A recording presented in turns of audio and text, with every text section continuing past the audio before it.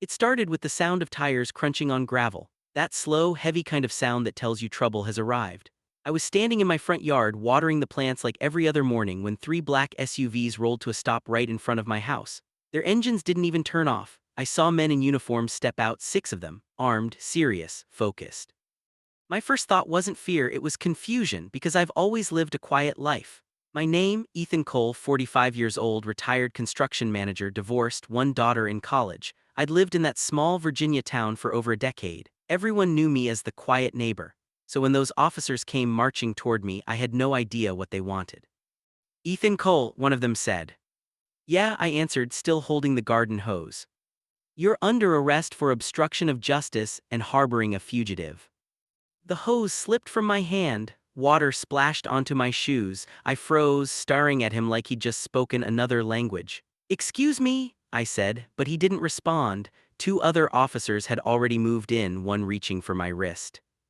Hold on, wait a second, I tried to pull back. There's been a mistake, I haven't done anything. The officer looked at me coldly. You can explain that downtown.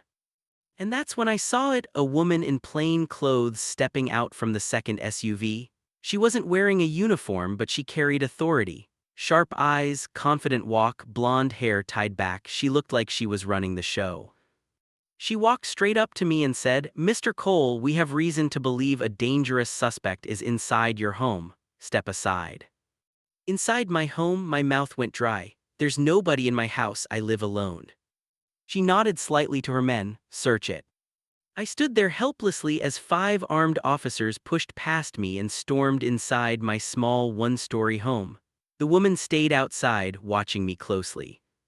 What's going on? I asked, my voice shaking now. Who are you people looking for?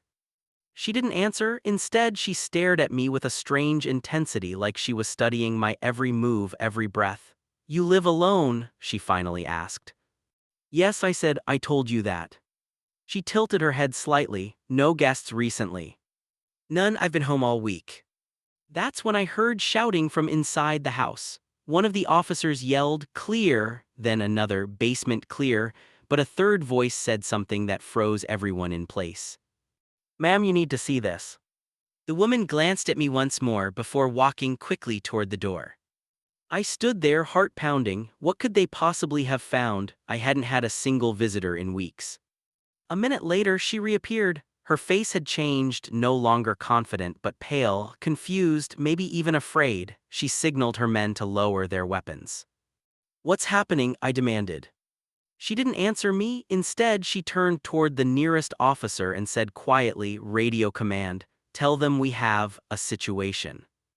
Now I was shaking. A situation, I repeated. What kind of situation?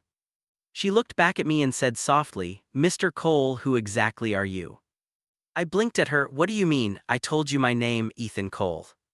She nodded slowly, still staring at me. That's interesting, she said, because the man we just found inside your house claims he's Chief Raymond Holt of the state police. I laughed. I actually laughed. What? That's insane, the police chief in my house. She didn't laugh, she just stared at me like she was seeing a ghost. I shook my head, backing up slightly. Listen, there's some mistake. I've never met anyone named Holt, I don't even know. Sir, she cut in firmly, we found his badge, his service weapon, his ID, everything checks out. I felt my stomach drop. That couldn't be real. There was no one in my house this morning, I was sure of it. I locked every door before bed like I always did.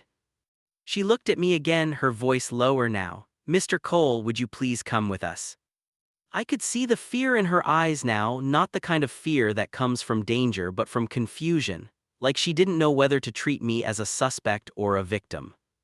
I followed her into the house, my heart racing. The moment I stepped in, I smelled something strange, like gun oil mixed with old dust. My living room looked untouched, the TV still on from the morning news, the sofa still messy from last night. But then I saw him. A man sitting at my kitchen table, hands cuffed in front of him, tall, gray-haired, maybe in his 50s, dressed in a dark blue shirt, calm, too calm. He looked up when I entered and smiled faintly. Ethan, he said. My breath caught in my throat. Do I know you? He tilted his head. Not yet, but you will. The female officer looked between us. You two know each other. I shook my head. I've never seen this man in my life. The man smiled again as if amused. Of course you have, he said quietly, you just don't remember. What the hell is that supposed to mean? I snapped. He looked past me toward the woman. Agent Parker, he said, call your headquarters, tell them Chief Holt is accounted for, and tell them they've made a serious mistake. Parker frowned. How do you know my name? Because, he said softly, you work for me. The silence that followed was thick. No one spoke. Even the officers at the doorway shifted uneasily. Finally, Parker said, that's impossible. Chief Holt, been missing for 10 days. You were declared presumed dead. The man just smiled, and yet here I am. I felt dizzy. My mind was spinning. Look, I said, I don't know who you are or what's going on, but you need to leave my house right now. He looked directly at me. Ethan, he said, I came here because they're trying to kill me, and you're the only one who can prove I'm still alive. What, why me? He leaned forward, lowering his voice, because you used to work for them too.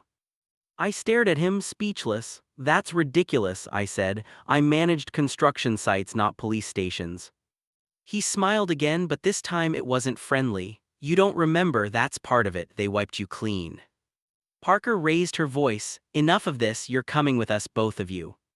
The man, Holt or whoever he was, didn't resist. He stood up slowly, still calm. You're making a mistake, he told her. You're arresting the wrong man. Save it, she snapped. We'll sort this out downtown. As they led him toward the door, he turned to me one last time. Ethan, he said softly, check under the floorboard in your study, right corner near the desk, before they destroy it. Then they pushed him outside. I stood frozen in my kitchen, trying to breathe. Everything felt unreal, like a dream I couldn't wake from. A few moments later, Parker returned. Mr. Cole, you're free to go for now, she said. But don't leave town. I nodded numbly, still staring at the empty chair where the man had sat. After they left, I locked the door and sank into that same chair. My hands were shaking uncontrollably. I could still hear his voice check under the floorboard. For the next hour, I just sat there, thinking, trying to make sense of what had happened, but the more I thought, the more questions I had. Who was that man? Why did he look at me like he knew me? And what did he mean by they wiped you clean? Finally, curiosity won over fear. I walked into my study, the small room where I kept old files and bills. I stared at the wooden floor for a long time before kneeling down in the corner near my desk. The boards looked normal, dusty, a little creaky. I pried one up carefully with a screwdriver. And there it was. A small metal box, old, rusty, with a code lock on the front. My pulse quickened. I had no idea how long it had been there or who had put it there. But I was sure of one thing, I'd never seen it before. For a moment, I considered calling the police again, but then I remembered the look on Holt's face, the quiet urgency, the calm certainty. Instead, I carried the box to my desk and set it down. The lock had 3 digits. I tried a few random combinations, 123, 999, my birthday, nothing worked. Then, almost without thinking, I tried 45, the code clicked open. Inside were documents, photographs, a small black flash drive.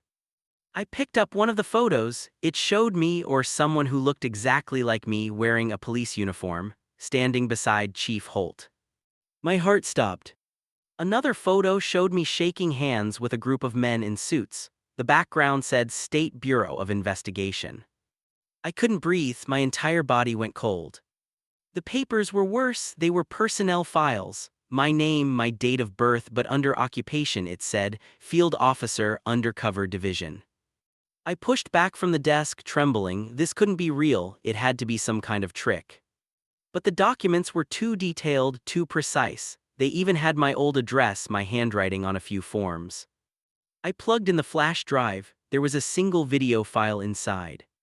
It started with static, then an image appeared, Chief Holt again, sitting in what looked like a small office. His voice was calm but serious. If you're seeing this, Ethan, he said, then something has gone wrong, you've been wiped. They erased your memory after the incident, but I couldn't let them destroy what we built. You were one of my best men, and now they're coming for me and for you. Trust no one, especially not the ones who call themselves law enforcement. They're not what they seem. The video cut off. I sat there in silence, staring at the dark screen. My hands were shaking so hard I could barely breathe. A memory, faint, blurred, flickered at the back of my mind. A flash of light, a gunshot, a man screaming my name. I stood up abruptly, knocking over the chair. My reflection in the window looked like a stranger. Was this possible? Could I have been one of them? Before I could think further, I heard something outside. Engines, the same ones as before. I rushed to the window. The black SUVs were back. This time there were more of them. My phone buzzed on the table. Unknown number. I hesitated, then answered. Ethan, a familiar voice said quietly. They're not coming to question you this time, they're coming to erase you for good. It was Holt. Get out of there, he said, now.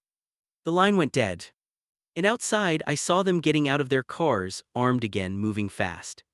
For a split second, I just stood there, frozen between two realities, the man I thought I was and the man I might have been. Then the front door exploded open. The sound of the explosion ripped through the house, splintering the door into pieces. I fell backward, covering my head as debris rained down around me. A cloud of dust filled the hallway and I could barely see through it. Move, secure the perimeter, a voice shouted from outside. Heavy boots thudded across the porch, followed by the metallic clicks of rifles being loaded. I scrambled to my feet, coughing. My heart was slamming against my ribs. The flash drive was still plugged into the computer, the documents spread across the desk. I grabbed the drive, shoved it into my pocket, and darted toward the back door. But before I reached it, I saw two shadows move past the kitchen window, two armed officers circling the house. I froze. I had nowhere to go. A sharp voice came from the living room. Ethan Cole, step out with your hands where I can see them. I could tell by the tone this wasn't a request, it was a warning. For a moment, I thought about surrendering, maybe explaining everything. But then I remembered Holt's voice on the phone, they're coming to erase you. I glanced toward the study again, the open floorboard, the photos, the files. If what Holt said was true, then these men weren't just here to arrest me, they were here to bury every trace of who I used to be. I made a decision. I slipped into the small laundry room behind the kitchen and lifted the back window. Cold air rushed in. My house backed onto a patch of woods that stretched for miles, my only way out.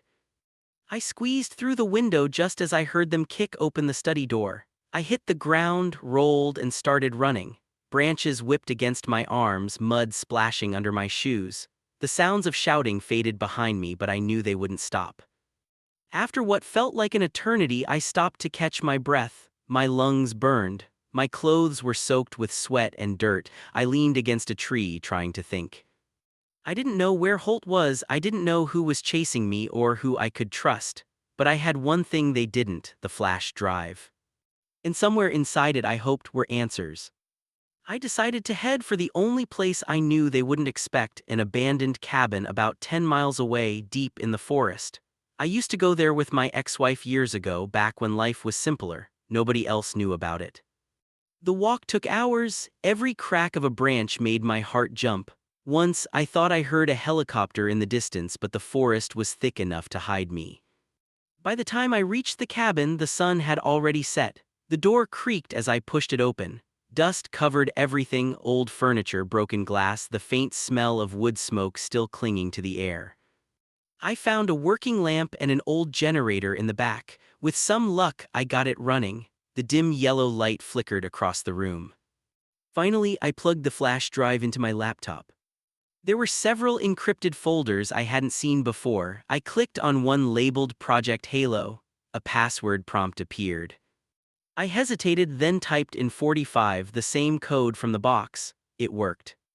Inside were classified documents, videos, and scan letters. One document caught my attention immediately: case report, Operation Halo, subject EC-47. My initials, my birth date, my photo.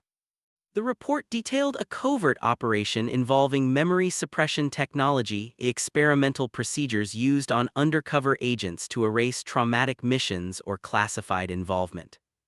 My name appeared again and again. It said I'd been part of a secret internal task force investigating corruption within law enforcement and that the group had been compromised. The chief investigator, Raymond Holt. The report ended abruptly with the words, "Subject EC-47 neutralized, memory successfully wiped, relocated to civilian life under new identity, Ethan Cole." My stomach twisted. It was true, every bit of it. Before I could process it, my laptop beeped a notification, "Remote connection detected." Someone was trying to access the drive. I yanked it out instantly, the screen went black. A voice came from the darkness outside, "You shouldn't have done that, Ethan." I froze, I knew that voice. "Parker," I said, standing up slowly. She stepped into the doorway, gun in hand, her face illuminated by the flickering lamp. "You've made this harder than it had to be," she said softly. I stared at her. "Why are you doing this? What do they want from me?" "You were never supposed to remember," she said. "You were a liability." Holt broke protocol when he tried to save you. He risked everything for one man who didn't even know who he was. I deserve to know the truth. She hesitated just for a second and I saw something flicker in her eyes, guilt. Then she lowered her weapon slightly. "The truth," she said, "is that Holt isn't who you think he is. He started the Halo program. You were his first experiment." I shook my head. "No, he helped me, he warned me." "He created you," she said sharply. "You were his test subject, the perfect undercover officer, loyal, fearless, obedient, until you found out what he was doing." My pulse pounded in my ears. "You're lying." She stepped closer. "Think, Ethan, those files, they said you were wiped. But did you read the rest?" Holt erased himself too. He used the same tech to rewrite his own identity after the investigation collapsed. "The man you saw in your house, he isn't the chief anymore, he's just another ghost from a failed experiment." I backed up slowly. "If that's true, why are you here?" "Because he's dangerous," she said. "And if he's told you anything, that makes you dangerous too." She aimed her gun. "I don't want to do this."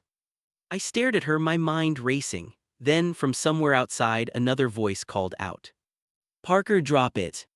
It was Holt. He stepped out from the shadows, his face illuminated by the moonlight filtering through the trees. She turned startled. "Sir."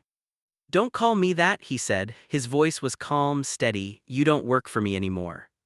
Her gun wavered. "You shouldn't be here, you're supposed to be dead." He smiled faintly. "I've been supposed to be dead for a long time." I stood frozen between them, my heart pounding. Holt took a slow step forward. "You think you know the truth, Agent Parker, but you've only seen what they wanted you to see. The Halo files you read, those were redacted versions. They made me look like the monster so they could keep their hands clean." Parker's eyes narrowed. "You're lying." "Then shoot me," he said simply. "End it now. Prove you're the loyal soldier they trained you to be." Her hand trembled, the silence stretched between them. Finally, she lowered her weapon again. "What do you want?" she whispered. "Time," he said, "to fix what they broke." He turned to me. "Ethan, we don't have long. They'll be tracking her signal. We need to move." Before I could answer, Parker spoke again, quieter now. "He's right. They're watching everything. You have maybe 10 minutes before they send drones." Holt nodded. "Then you'd better decide which side you're on." She hesitated, then took out her phone, crushed it under her boot and said, "I'm already choosing." For the next few minutes, everything was a blur. Holt led us through the woods, Parker covering our trail. We moved fast, silently. I couldn't tell whether to trust either of them. Finally, we stopped near a creek where Holt had hidden a small vehicle under a tarp. It looked old but functional, a military transport, stripped down for speed. "Get in," he said. I hesitated. "Where are we going?" "To finish what we started." The engine roared to life, and we sped off through the forest roads. For the first time, I looked directly at Holt. "You said they wiped my memory. Why? What was I investigating?" He kept his eyes on the road. "A conspiracy inside the Bureau, high-ranking officials selling classified data to private contractors. You got too close, Ethan. They ordered your erasure. I couldn't let them kill you, so I used Halo to reset your identity, but they found out. And now they want a clean house." We drove for hours, crossing empty highways and dirt roads until we reached an abandoned airfield. Holt parked near a hangar and turned off the engine. "This used to be our safe zone," he said, "before everything fell apart." Inside the hangar were remnants of an old operation, maps, crates, broken equipment. On one table lay a sealed metal case marked Halo Core Unit. Holt opened it. Inside was a device, sleek, metallic, glowing faintly blue at the center. Parker stared at it. That's the original prototype, she said. Holt nodded. And the key to everything. This is what they used to erase memories. If we destroy it, we destroy their control. I stared at the device, feeling a strange familiarity, like I'd seen it before, touched it before. My head started to ache. Images flashed, bright lights, screaming, a voice yelling, "Ethan, hold still." I stumbled back. I remember. Holt grabbed my shoulder. "Easy, it's coming back because your memory block is breaking down." "Who did this to me?" I whispered. He looked at me grimly. "You did." My heart stopped. "What?" "You volunteered," he said quietly. "You offered to be the first test subject. You wanted to prove Halo was safe to protect others from it. You trusted me, and I failed you." The words hit harder than any bullet. I looked at him, searching his face for any hint of a lie, but there was only guilt. Before I could respond, Parker suddenly tensed. "We've got movement." Holt looked toward the open hangar door. Headlights appeared in the distance, dozens of them. "They found us," she said. Holt grabbed the device and shoved it into my hands. "Take it. You're the only one who can unlock it now. Your neural code is the key." "What do you mean?" "Go," he shouted. "There's a tunnel beneath the hangar. Follow it to the end. Don't stop for anything." I shook my head. "I'm not leaving you here." He looked at me with something between pride and sorrow. "You already did once. Don't make the same mistake again." Gunfire erupted outside, the hangar filled with the deafening sound of bullets hitting metal. Parker turned, firing back. "Go, Ethan, go." I hesitated for one last second, then ran toward the tunnel entrance. Behind me, I heard Holt shout, "Remember who you are." The last thing I saw before the tunnel door slammed shut was the flash of muzzle fire, and Holt standing his ground, refusing to run. I sprinted through the darkness, clutching the device to my chest, heart pounding. When I finally reached the other end, I pushed open the hatch and stepped into the night. The airfield was miles behind me now, burning faintly in the distance. I dropped to my knees, breathing hard. For the first time, I understood who I really was, but that knowledge came with something else, a terrible realization. If Holt had been right, then the people hunting me weren't just after a fugitive. They were after the man who created the truth they'd spent years trying to erase. And the one thing they didn't know yet was that I still had the key to destroy them. But as I looked down at the glowing device in my hands, it pulsed once, and a small screen lit up. "Memory synchronization incomplete, manual activation required." I didn't know what it meant. But I knew one thing for sure: they weren't done with me yet. The forest was silent except for the faint hum coming from the device in my hands. Its glow cast a soft blue light on my face, flickering with each pulse. I didn't understand how it worked, but I could feel something like the air itself vibrated around it. I sat on the cold ground, staring at the words on the tiny screen. "Memory synchronization incomplete, manual activation required." Manual activation? Did that mean I had to use it on myself? The idea terrified me. If this thing could erase memories, what if it wiped me clean again? But if Holt was right, if my neural code was the key, maybe it could do more than that. Maybe it could unlock everything they took from me. I took a deep breath and pressed my thumb against the glowing panel. A faint click, then a low, mechanical voice spoke.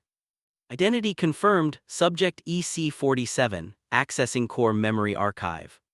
The light brightened, blinding for a second. I felt a rush of heat travel through my head like electricity crawling under my skin. My vision blurred, my heartbeat slowed, then accelerated so fast it hurt. And then everything went white. Suddenly, I wasn't in the forest anymore. I was in a sterile room, walls silver, machines humming softly. I saw myself lying on a table, wires connected to my head. Holt stood nearby, younger, more alert, wearing a lab coat. He was talking to someone. "Memory phase 1 complete," he said, "subject stable." A voice from behind him replied, "You're sure he can handle it?" Holt nodded. "Ethan volunteered, he knows what's at stake." The scene flickered, then I saw myself again, awake this time, arguing with Holt. "You're crossing a line, Ray," I said. "This isn't about protecting agents anymore, you're rewriting people." He looked exhausted. "You don't understand, they'll shut us down if we don't show results." Then let them, I shouted, this is playing God. The vision blurred again, then shifted to another memory, the night everything went wrong. I saw a small lab engulfed in chaos, alarms blaring, officers storming in with guns drawn, Holt shouting, delete the files, wipe everything. I turned to run, but one of the officers fired. The bullet hit a console, sparks flying, and in that instant a blinding surge of light filled my eyes. Then darkness. The device beeped and I was back in the forest, drenched in sweat, gasping for air. My head throbbed, my memories weren't just fragments anymore, they were alive, vivid, painful. I remembered everything. I remembered volunteering. I remembered fighting Holt. I remembered the betrayal. And most of all, I remembered the last thing I said to him before the explosion. If they ever find out, they'll come for both of us. The device's light dimmed, leaving only the soft hum of the night around me. For the first time, I understood why Holt had risked everything to find me. The Halo project wasn't just about erasing memories, it was about controlling them. The people behind it wanted to rewrite history itself, one mind at a time. And I had been the proof it worked. I needed to move. Holt's warning echoed in my head, they wouldn't stop. I had to find somewhere safe, somewhere to regroup. I started walking, following the faint glow of the horizon. The night was cold and every sound made me flinch. My mind replayed what I'd seen, the faces, the lab, the betrayal. After a few miles, I reached a deserted gas station by the highway. The lights were flickering, one pump half broken. I stepped inside, hoping to find a map or maybe a working phone. The attendant was gone, but the power still worked. I found an old landline behind the counter. I hesitated, then dialed a number I didn't even remember memorizing. It just surfaced from somewhere deep inside. It rang twice before a voice answered. Ethan. It was Parker. Where are you? She asked, her voice urgent. Alive, I said, barely. She exhaled sharply. They hit the airfield, Holt didn't make it. I closed my eyes for a moment, everything went silent. You're sure? They blew the hangar, nothing left but wreckage. I didn't respond, my throat tightened and I had to look away from the flickering light above me. Parker spoke again. Listen to me, I copied part of the Halo system before they wiped it. The Bureau's using it on agents now, rewriting their loyalty, their memories. They call it Project Origin. I gripped the phone tighter, then they're already doing it. Yes, and you're the only one who can stop it. How? Inside that device is the full Halo core, but it's locked by your neural code. If you can access it, you can expose them, but once you activate it, they'll know where you are. You'll have minutes before they trace you. I looked at the device glowing faintly on the counter, and if I do, then everyone they've rewritten stays that way, forever. A long silence hung between us. Finally I said, where are you? She hesitated, close enough to help. The line went dead. Outside I heard a car approaching, headlights cutting through the dark. For a second I thought it might be her, but then I saw the shape of the vehicle, a black SUV, the same kind they used before. My heart stopped. I grabbed the device and ran out the back door. Tires screeched as the SUV skidded to a stop. Voices shouted, flashlights cutting through the night. Spread out, he's close. I sprinted across the field behind the station, lungs burning. My boots sank into the soft mud. The sound of dogs barking grew louder. Then, a gunshot, the bullet hit the ground inches from my feet. I dove behind an old fence, gasping. Ethan, a voice shouted. I turned, Parker was there, kneeling beside a dirt road, waving me over. Come on, she yelled. I ran toward her as another shot rang out. She fired back, covering me. We jumped into her car and she slammed the accelerator. Bullets cracked the back window as we sped into the night. Neither of us spoke for several miles. Finally, she said quietly, you saw it, didn't you? The memories. I nodded, all of it. She gripped the wheel tighter, then you know what we're up against. I know enough, I said, but Holt's gone. She glanced at me, maybe not. I frowned, what do you mean? She reached into her jacket and pulled out a small earpiece. Before the explosion, Holt transmitted something to me, a coded message. I decrypted part of it. It said, Final phase, Chief inside. The words hit me like a punch. Chief inside, I repeated. She nodded. We thought it meant he was still alive, but what if it means something else? My mind raced. The title of the project, the files, the phrase Holt had whispered the first time we met, "You just don't remember." Then it clicked. The police hadn't come for me by accident. They'd come because Holt had led them there. He knew they'd find him in my house. Because he wasn't just protecting me, he was inside me. The device in my hand pulsed once, a bright flash of light flickering through the car. "Parker," I said quietly, "pull over." "What? Now?" She slowed down, confused. I turned the device in my hand, staring at the display. The words had changed. "Memory merge sequence detected, 2 consciousness profiles found." Parker leaned closer. "What does that mean?" I looked at her, my voice trembling. "It means Holt didn't die in that lab years ago. He transferred his consciousness into me." Her eyes widened. "You're saying?" "Yes," I said. "I'm the one they were trying to find, not because I was a threat, because I am him." The realization hit like lightning. The fragments of my memory, the voices, the arguments, the guilt, they weren't just my memories, they were his. Holt hadn't just erased me, he'd fused himself with me, hiding inside the body of the man he created. I was both of us. And that's why the police came that morning. When they entered my house, they didn't just find Ethan Cole. They found their own chief inside. Parker stared at me in silence, the color draining from her face. "What now?" she whispered. I looked at the device still glowing in my palm. "Now," I said, "we finish what we started." The road stretched endlessly ahead of us, the night closing in. Behind us, the sirens were getting closer. But for the first time, I wasn't running from who I was anymore. I was running toward it. The silence that filled the room after the chief's confession was heavy, so heavy that even the hum of the air conditioning sounded like thunder. The younger officers stood frozen, their eyes darting between their boss and the man they had just tried to arrest. The lines between guilt and innocence had completely blurred. It was no longer about who broke the law, it was about who had the courage to face the truth. The chief sank into a chair, his shoulders trembling under the weight of his own words. He looked at Ethan, his voice barely above a whisper. "You were never supposed to see any of this. I tried to protect you from them, but in doing so I became one of them." Ethan stepped closer, his heart pounding. "You mean the people who killed my father?" The chief nodded slowly. "Yes, the same people who built this department's power, the same ones who pull every string in this city." He sighed deeply. "Your father found something they wanted buried, so they made me make it disappear." A rush of anger surged through Ethan. "Disappear? You mean you ordered the hit?"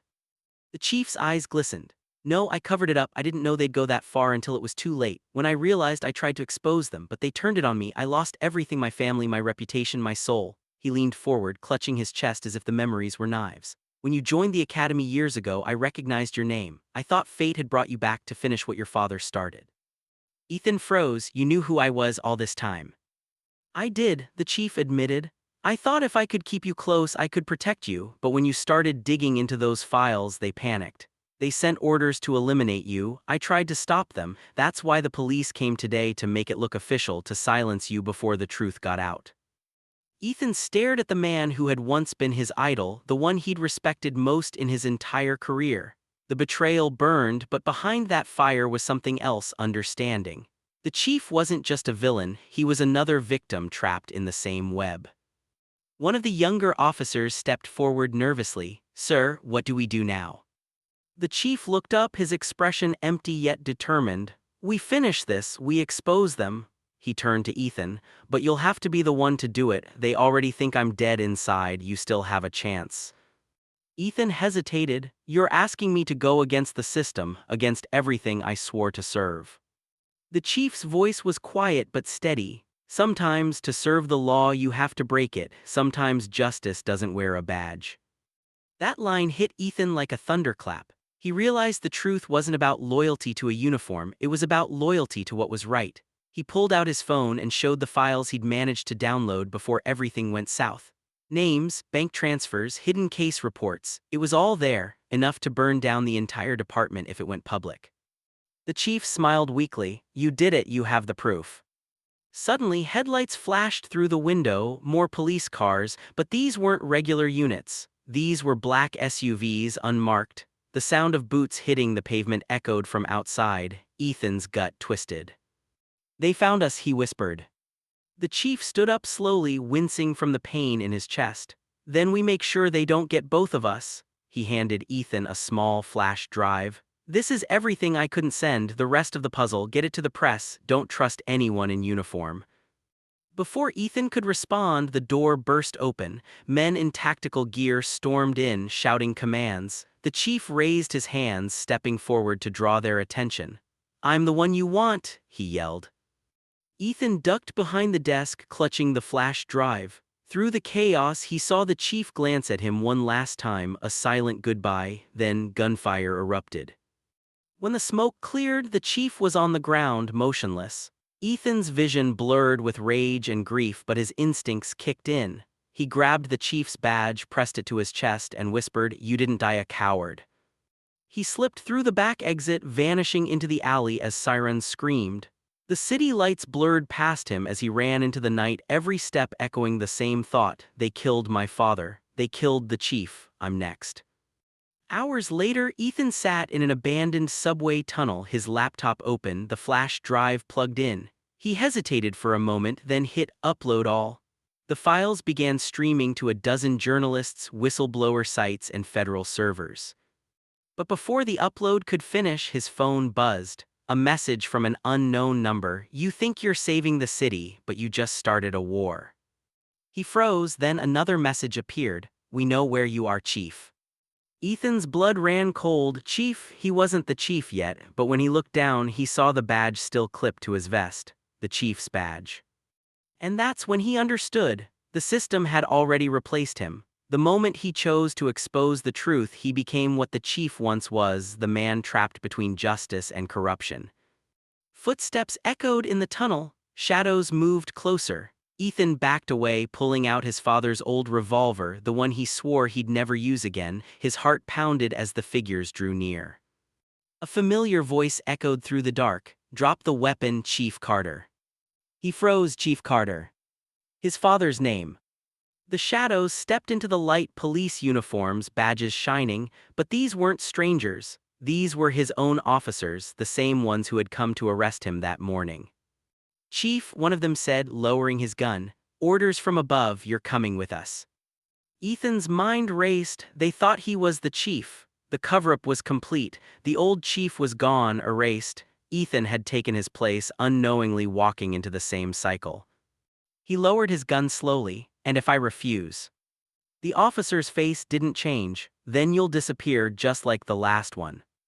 Ethan's heart sank. There was no escape. The truth might have reached the world, but he would never live to see its impact. Still, he smiled faintly. "Then let's finish this the same way it started." He turned his eyes upward toward the distant light filtering through the tunnel grates and whispered, "The police came to arrest me, but they found their own chief inside." The sound of boots closed in. The screen of his laptop flashed one last notification: "Upload complete." And with that, the tunnel went dark. The next morning, the city woke up to headlines that shattered decades of silence. Police corruption exposed by unknown insider. Names, evidence, and crimes filled every screen. The chief's sacrifice wasn't in vain. But Ethan Carter was never seen again. Some said he fled the country. Others believed he was buried under the same lies he tried to destroy. Yet, in every precinct hallway, whispers remained about the night when the police came to arrest a man, only to discover that justice itself had been wearing their badge all along. And somewhere in the city's forgotten tunnels, a faint blue light still flickered, coming from a single laptop, endlessly looping the words, "Truth belongs to those who dare."